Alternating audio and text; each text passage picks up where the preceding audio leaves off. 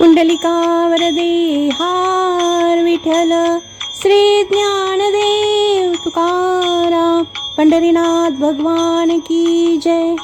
ज्ञानेश्वरीचा 17वा अध्याय श्रद्धात्रय विभाग योग या नावाने ओळखला जातो.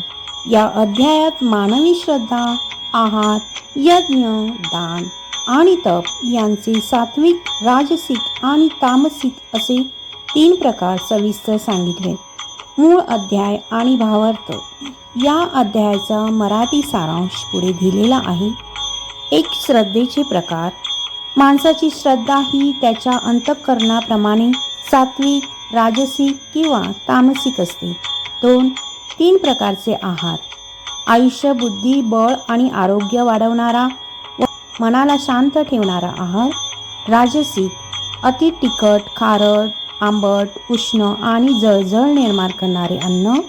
आणि तामसिक म्हणजे शिळे, दुर्गंधीयुक्त, उष्टे आणि अपवित्र अन्न. 2. यज्ञ, दान आणि तप. हे तिन्ही मार्ग मोक्षासाठी कसे वापरावेत आणि त्यातील 3 गुणांचे म्हणजे सात्विक, राजसिक, तामसिक प्रभाव कसे असतात याचे सुंदर वर्णन संत ज्ञानेश्वरांनी केले आहे. 3. ओम तत्सतचा महिमा.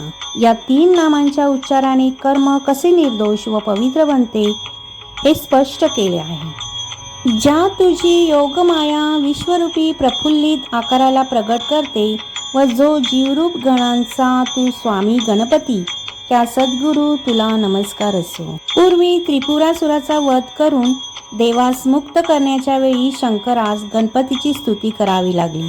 तो प्रसंग मनात आणून ज्ञानेश्वर महाराज म्हणतात, सत्व, रज, तमरूपी 3 शहरांनी वेढलेला व जीवभावरूपी किल्ल्यात अडकलेला जो आपला आत्मा, तो शिवाने गुरुरूपी तू जो गणपती, त्या तुझे स्मरण करून सोडवला.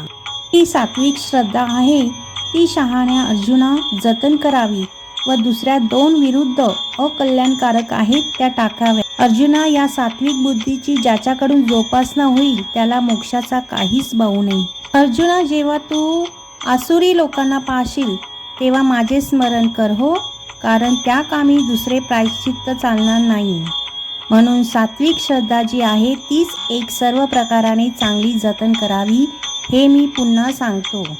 ज्या योगाने सात्विक संबंधाचे पोषण होईल अशी संगती धरावी आणि ज्या योगाने सत्वाचा उत्कर्ष होईल असाच आहार घ्यावा. अर्जुनाचे गुणवर्णन करण्याचे सोडून अर्जुनाने श्रीकृष्णास विचारलेली गोष्ट सांगण्यास जसा आरंभ केला तसे व्याख्यान मीही करेन. ते श्रोत्यांनी ऐकावे असे निवृत्तीनाथांचे शिष्य ज्ञानदेव म्हणतात.